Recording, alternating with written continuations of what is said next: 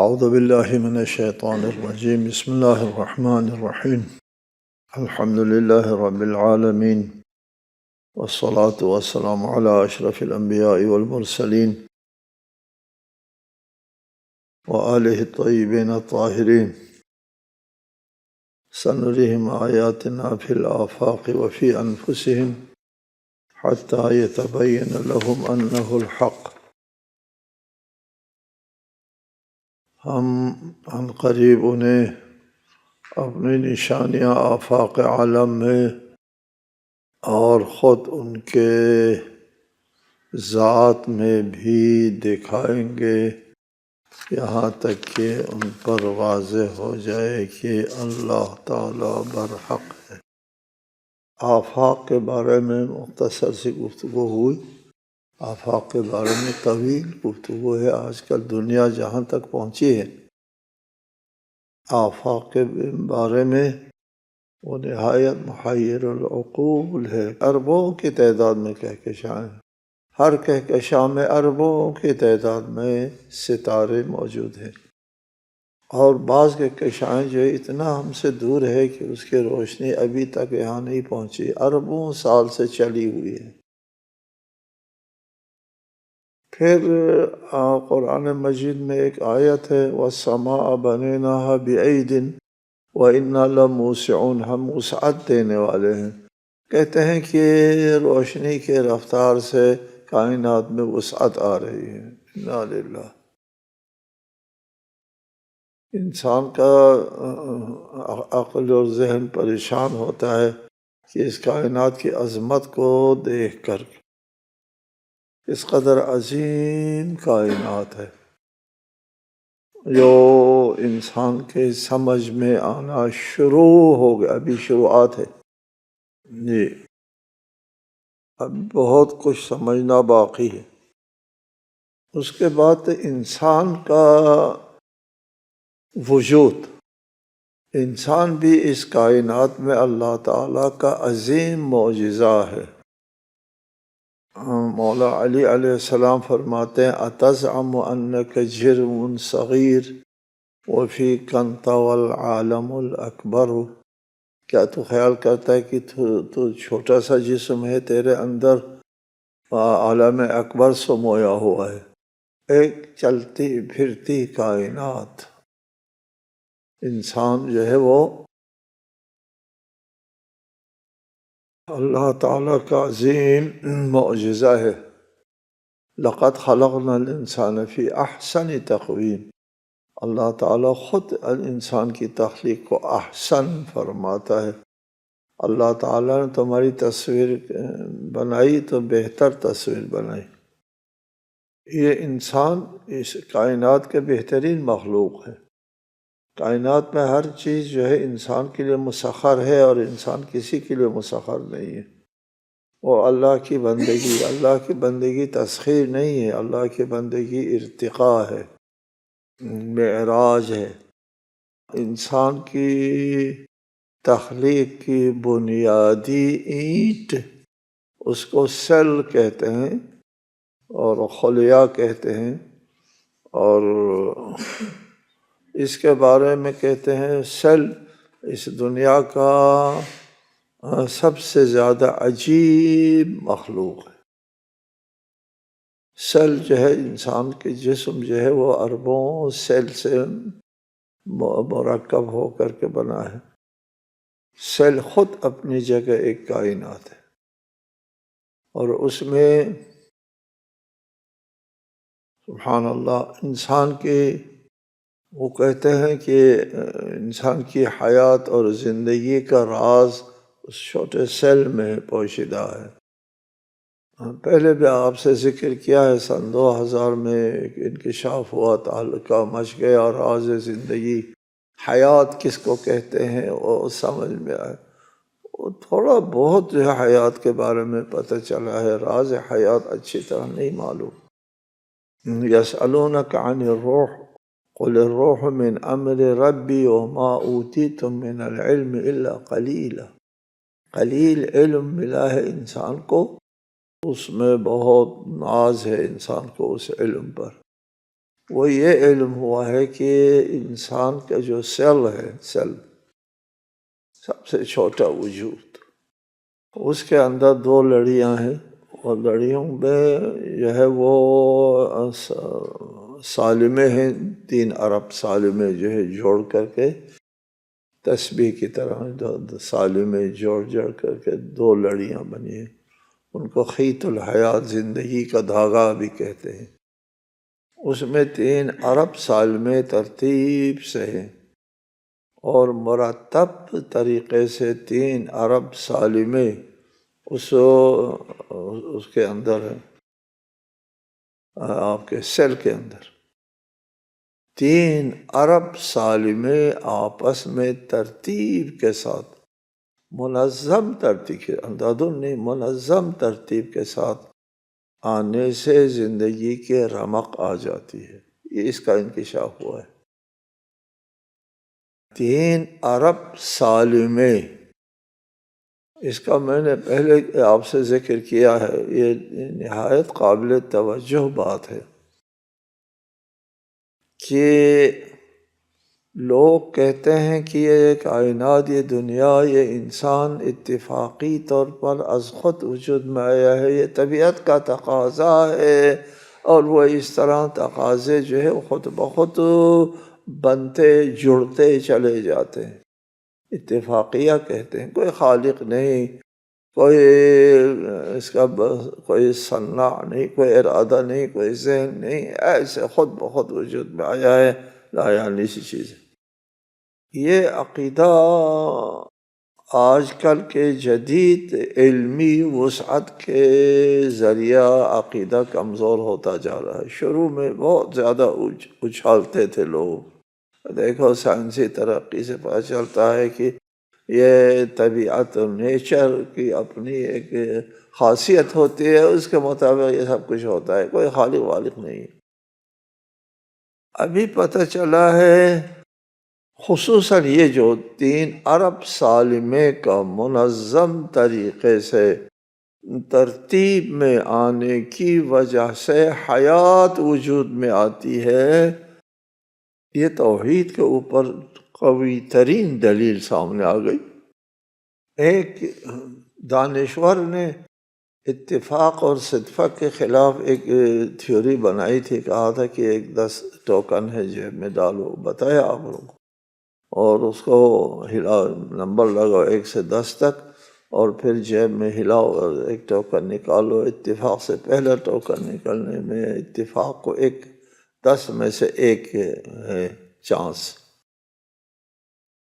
پھر اس کو جیب میں ڈالو، دوبارہ ہلاؤ اور نکالو، اور دوسرا نمبر 2 ترتیب سے اتفاقاً نکل آنے میں 100 میں سے 1 چانس ہے، 3 کو 1000 میں سے 1 چانس ہے۔ اسی طرح جیب میں ڈالو اور اتفاقی طور پر 4 چوتھا نمبر ترتیب سے نکل آیا، 1,00,000 میں 1 چانس ہے، آخر میں 1 ارب میں سے 1 چانس ہوتا ہے۔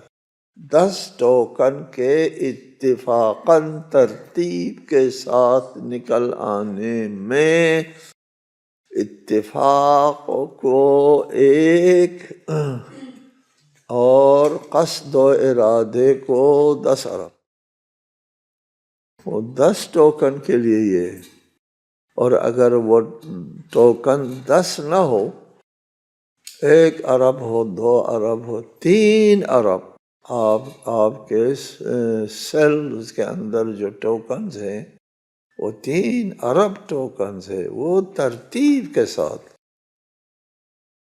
منظم ترتیب، ایسے نہیں، منظم ترتیب کے ساتھ وہ آتا ہے تو زندگی آ جاتی ہے۔ اب 3 ارب کو آپ کیا حصہ دیں گے اتفاق کو؟ 0۔ یہ اتفاق ختم، یہ ممکن نہیں، متصور نہیں کہ 3 ارب سالمے از خود وجود میں، یا 10 ارب، 10 ٹوکن اتفاقاً آنے میں چانس نہیں ہے، اس کے لیے اتفاقیہ کے لیے چانس نہیں ہے، 3 ارب میں کون سا چانس ہے؟ اتفاقیہ کے لیے ایک یقینی مضبوط دلیل کہ اس کائنات کا اور انسان کا کوئی خالق ہے، کوئی ارادہ نافذ ہے، کوئی ذہن ہے. پھر اس کے بعد یہ جو سیل ہے آپ کا سیل، یہ نہایت قابل مطالعہ ہے. ہم میں سے ہر ایک کو اس میں بہت زیادہ مطالعہ کرنا چاہیے، کتابوں کے پیچھے دوڑنا چاہیے کہ کہاں ہے معلومات. سیل کو سمجھنا چاہتا ہوں. یہ سیل بہت عجوبہ ہے.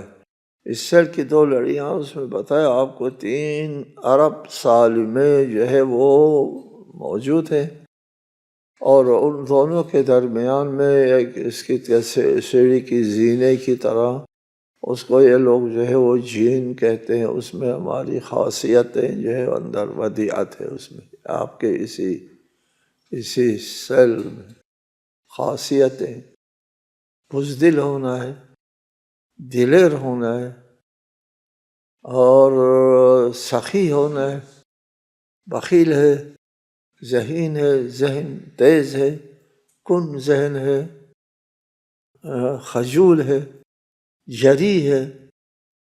کیا ہے وہ سب اس میں ہے. اس کے اندر جی اس کو جین کہتے ہیں، اور اس قسم کے مسائل کو جینیٹک مسائل ہے کہتے ہیں کہ یہ تو اس کے جین سے مربوط ہے. یہ اس کا بھی پتہ چلا ہے. اور حدیث میں ہے، حدیث میں ہے لو علم الناس کیف خلق اللہ الخلق لم یلم احد احدا. اگر لوگوں کو پتہ چل جاتا کہ اللہ نے لوگوں کو کس طرح خلق کیا ہے تو کوئی بھی کسی کی ملامت نہ کرتا. وہ کہتے ہیں یہ تو اس کے جینیٹک مسئلہ ہے. قرآن مجید میں ہے یعمل علی شاکلتہ، ہر ایک اپنی طبیعت و مزاج کے مطابق کام کرے گا. شاکلہ. اور حدیث نے کہا ہے کہ لو علم الناس کیف خلق اللہ الخلق لم یلم احد احد، کوئی کسی کی ملامت نہ کرتا. ہاں تو اس کے ذہن میں تو یہ ہے نا، یہ بزدل ہونا تھا، یہ بزدل ہے، یہ بخیل ہونا تھا، بخیل، ڈرپوک ہونا تھا. بہرحال یہ اس کے ذہن کا مسئلہ ہے. وہ ملامت نہ کرتا، وہ اس کا یہی مزاج ہے تو یہی ہونا ہے، اور کیا کرے بیچارہ. ایک یہ انکشافات ہو رہے ہیں راز خلقت کے پاس. لیکن یہ بھی ساتھ یاد رکھیں، آپ کا ذہن جانا چاہیے ایک مسئلے کی طرف. وہ یہ کہ اچھا پھر تو انسان مجبور ہے، انسان اپنے جین کا تابع ہے. میں بزدل ہوں تو میرے جین میں بزدلی ہے، میں کیا کروں. میں سخی ہوں، میں بخیل ہوں تو وہ میرا جینیٹک مسئلہ ہے، میں کیا کروں، میں مجبور ہو گیا. پھر تو یہ آپ کے ذہن میں آنا چاہیے. جی اس کا جواب یہ ہے، ان کو ذہن نشین کر لیں. اس کا جواب یہ ہے کہ جینیٹک جو ہے وہ مسائل ترجیحات تک ہے، جبر نہیں ہے. ترجیحات تک. جی آپ کی ترجیحات یہ ہے جی، اور فلاں کے ترجیحات یہ ہے، فلاں کے ترجیحات یہ ہے، جبر تک نہیں ہے. ایک واقعہ بتاتا ہوں آپ کو، یہ سبق آموز واقعہ ہے. ہمارے مجتہدین میں کچھ مجتہدین ہوتے ہیں متقی، پرہیزگار اور صاحبان کرامت. ہمارے مجتہدین کے بارے میں جو کرامات کے واقعات بیان کرتے ہیں ایسے ویسے نہیں ہوتے جو دیگر لوگوں میں ہے، وہ اس کو بناتے ہیں. خال مجتہدین سب سے زیادہ جو ہے آیت اللہ سید مہدی بحر العلوم، نجف کے عرب مجتہد ہیں. وہ بڑے متقی تھے، انتہائی پرہیزگار متقی، کہ بڑی کرامات. من جملہ کرامات کے لوگوں نے تلاش کیا کہ مختار کی قبر کہاں ہے. آثار قدیمہ والوں نے بہت کوشش کی مختار کی قبر تلاش کرے، تو اس وقت آیت اللہ سید مہدی بہاء العلوم کا انتقال ہوا تھا۔ ان کے خادم نے کہا کہ آپ لوگوں کو مختار کی قبر تلاش کریں۔ ہاں جی، تو حضرت مسلم کے ذریعے کے فلاں کونے میں دیکھ لے، تجھے کیا پتہ؟ یہ کہ میں دیکھتا تھا کہ حضرت آیت اللہ سید مہدی بہاء العلوم زیارت کے لیے جاتے تھے حضرت مسلم ابن عقیل کی، تو اس کونے میں کھڑے ہو کر مختار کے لیے فاتحہ پڑھتے تھے۔